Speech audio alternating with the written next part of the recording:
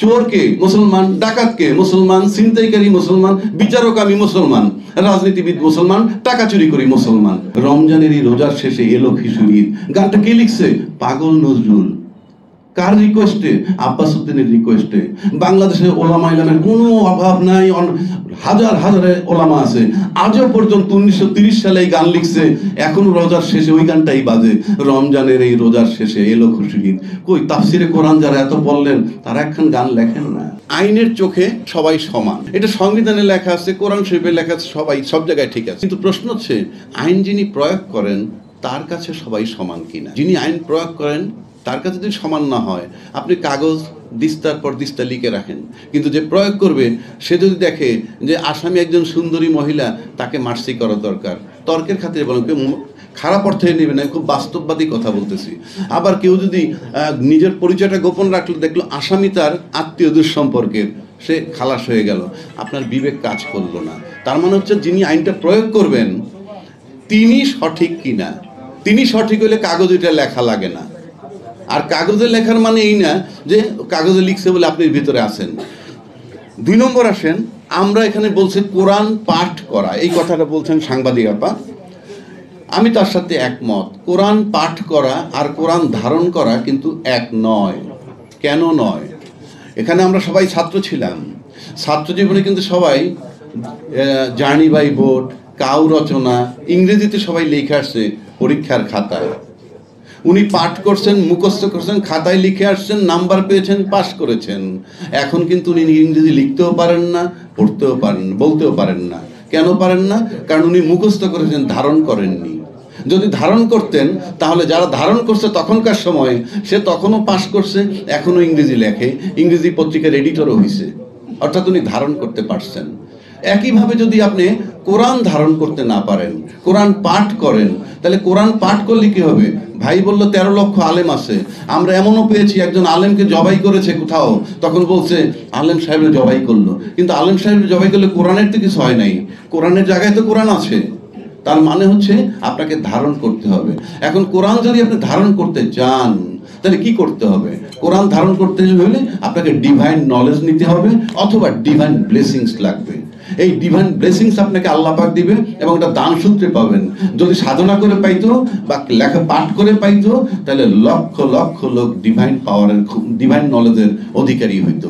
Divine knowledge এমন এক জিনিস, ডিভাইন নলেজের সাথে আপনার ট্রান্সপারেন্সির সম্পর্ক থাকে।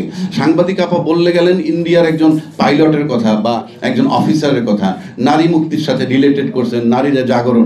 আপনি যদি সত্যি সত্যি নারী জাগরণের কথা বলেন, এখনো দেখবেন বাংলাদেশে নারী জাগরণের কথা বললেই বেগম রোকেয়ার কথা আনে। বেগম রোকেয়া কোথায় জন্মেছে? রংপুরের অজপাড়া গায়ে, হারিকেন দিয়ে বা কুপ্পি দিয়ে লেখাপড়া করতো।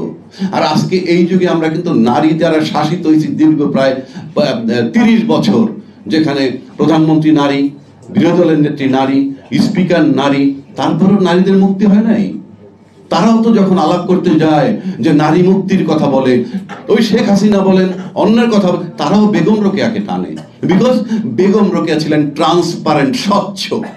স্বচ্ছতা না থাকলে আপনার কথা কেউ শুনবে না, ক্লিয়ার। আপনি যত কথা বলেন, যত আইন করেন, আপনি নিজে যদি স্বচ্ছ না হন, আপনার কথা কেউ শুনবে না। It is my challenge. আজকে যারা আমরা এখানে আলোচনা করতেছি তাদের কথাও কেউ শুনবে না কালকে যদি আপনাকে পাওয়ার দেওয়া হয়, বিকজ আপনি নিজে স্বচ্ছ হতে হবে। To the pure all things are pure. আপনি নিজে চোর হলে চোরের সাথে দেখা হবে, সোজা বাংলা। আপনি বলতেছেন এখানে 90% লোক মুসলমান, অফকোর্স। এখানে চুরি করে যারা তারা মুসলমান, ডাকাতি করে যারা তারা মুসলমান, যিনি বিচার করেন তিনিও মুসলমান।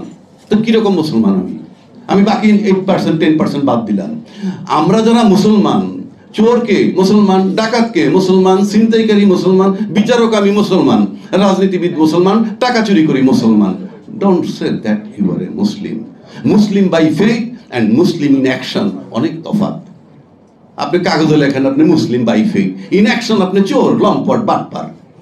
সুতরাং আমি সেটাই বলতেছি যে ইসলাম যে আপনি ধারণ করবেন, it is very tough thing. ইসলাম যারা ধারণ করছে তাদের এক্সাম্পল আমি আপনাকে দেই।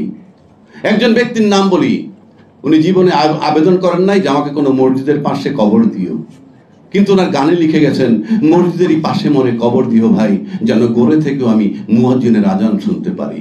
তার কবর হয়েছে ইউনিভার্সিটি মসজিদের পাশে। আর তাকে যারা বাস্টার্ড বলছিল, হুমায়ুন আজাদ, সে মারা যাওয়ার পর তার পরিবার আবেদন করছিল ওইখানে যেন তার কবর দেওয়া হয়।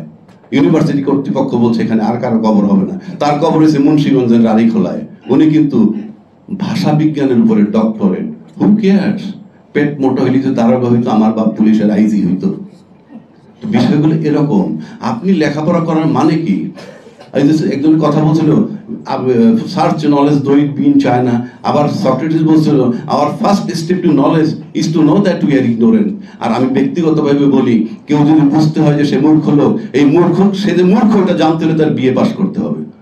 বিএ পাস করার পর একটা লোক বুঝতে পারে যে সে মূর্খ, সে কিছুই জানে না। So this is the thing happening. সুতরাং আপনি কোরআন ধারণ করবেন। কোরআন যদি ধারণ করতে পারেন তাহলে আপনার ভিতর থেকে ওই কথা আসবে, রমজানের এই রোজার শেষে এলো খিচুড়ির। গানটা কে লিখছে? পাগল নজরুল। কার রিকোয়েস্টে? আব্বাস উদ্দিনের রিকোয়েস্টে। বাংলাদেশে ওলামা ইলামের কোনো অভাব নাই, হাজার হাজারে ওলামা আছে। আজও পর্যন্ত 1930 সালে এই গান লিখছে, এখনো রোজার শেষে ওই গানটাই বাজে, রমজানের এই রোজার শেষে এলো খুশির। কই তাফসিরে কোরআন যারা এত বললেন তারা একখান গান লেখেন না, কোথায় সেই গান?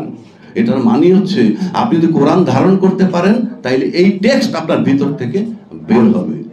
এখন বলবেন নজরুল একজন ওলি আল্লাহ ছিল, ভালো কথা, আমি বলি এছাড়াও লোক আছে যার গান শুনলে আপনার কাছে মনে হবে যে এটা বোধহয় নজরুল লিখছে, যে নবী মোর পরশমণি, নবী মোর সোনার খনি, নবী নাম জপে যেজন সেই তো দোজাহানের খনি। আবার এই না, আরেকটা হলো আল্লাহু আল্লাহু তুমি জানলে জালালু, শেষ কর। এটা নজরুল লেখেন নাই, বহু মানুষের ধারণা নজরুল লিখছে। এটা কেরানীগঞ্জের অজপাড়া গায়ের এক ভদ্রলোক, তার নাম সিরাজ ইসলাম, উনি মারা গেছেন। নিশ্চয়ই সে কোরআন ধারণ করতেন, তাই এটি লিখতে পারছেন। আপনি যখন কোরআন ধারণ করতে পারবেন, পৃথিবীর সমস্ত জ্ঞান আপনার ভিতরে এসে একত্রীভূত হবে, আপনার কিচ্ছু করা লাগবে না। রাসূল পাককে বলা হয়তো লিভিং কোরআন। লিভিং কোরআন মানে জীবন্ত কোরআন। উনি যদি ডানে তাকাইতেন 18,000 মাকলুকের ডানে তাকাইতো, ওনার হাত নাড়তেন এইভাবে, 18,000 মাকলুক ওইভাবে নড়তো। আমার কথায় নড়বে? নো। রাসূল পাকের শাহাদাত আঙ্গুলের ইশারায় চন্দ্র দ্বিখণ্ডিত হয়ে গেছে, আমরা ইতিহাস জানি। আমি যদি 2 লক্ষ বার কুল্লাল্লাহ সূরা পড়ে এখানে একটা ফু দেই, একটা শিকি হবে? হবে না। তার মানে কি? ধারণ করছেন কিভাবে? রাসূল পাক হু receive the Holi Quran from Allah through Jibrail along with the interpretation, ব্যাখ্যা সহ। আর আমরা যারা কোরআন পড়ি, টেবিলের উপরে কোরআন শরীফ রেখে পড়তেছি, ফাওয়াইলুল লিল মুসাল্লিন আল্লাযিনা, ফর এক্সাম্পল। রাসূল পাক যখন কোরআন রিসিভ করতেন তখন কখনো কখনো তার শরীর কাঁপতো, কখনো তার গায়ে ব্যথা হইতো, কখনো তার গায়ে জ্বর আসতো। আমি যখন কোরআন পড়ি তখন কি হয়? কানের পাশ দিয়ে মশা গেছে, থাপড় দিয়ে মশা মারতেছি। So that is the thing. আপনাকে কোরআন ধারণ করতে হবে। আপনি কোরআনের আইনের পুস্তকে লেখেন নো রেজাল্ট। কেন জানেন? Law can put a brake on crime, it cannot change the attitude of man. আপনার অ্যাটিটিউড চেঞ্জ করতে হলে আপনাকে ডিভাইন ব্লেসিংস আর ডিভাইন নলেজ, দুইটার একটা। ডিভাইন নলেজ অর্জন করা খুবই কঠিন, বাট ডিভাইন ব্লেসিংস আপনি পেতে পারেন সেটা ভালো কাজ করার মাধ্যমে। আর আপনি ট্রান্সপারেন্ট হওয়া হলে আপনার পূর্ব শর্ত। কাজেই আপনি ল দিয়ে কিচ্ছু ঠিক করতে পারবেন না যতক্ষণ পর্যন্ত আপনার নিজের ইন্টারনাল চেঞ্জ হবে। আপনার প্রত্যেকে নিজে নিজে চেঞ্জ হন, কোনো ল লাগবে না। ল দিয়ে আপনি কি করবেন? আপনি কি করবেন ল দিয়ে? আমি তো বললামই, চোর ডাকাত সবই মুসলমান, বিচারও করে মুসলমান। একদম সব শেষে একটা কথা বলে দেই, আমি লম্বা করব না। সেটা হলো, আপনারা সবাই বাইং মাছ চিনেন, সাপের মতো যে মাছটা। সেই বাইং মাছ থাকে কোথায় সেটা বোধহয় আপনারা জানেন না, নিশ্চয়ই জানেন। সেটা থাকে পানিতে না, কাদায়, পানির তলে কাদায়। কিন্তু বাজারে আপনি একটা মাত্র মাছ দেখবেন, বাইং মাছ, যার গায়ে কোনো কাদা থাকে না। কেন জানেন? আপনি যখন তুলে নিয়ে আসেন তার গায়ে কাদা থাকে না। অর্থাৎ সারা পৃথিবী তথা বাংলাদেশ করাপ্ট বা করাপশন বা কাদায় ভরা। এর ভিতরে আপনি আমি সবাই বাইং মাছের মতো যদি বাঁচতে পারি, তবেই দেশের শান্তি আসবে। ধন্যবাদ সকলকে।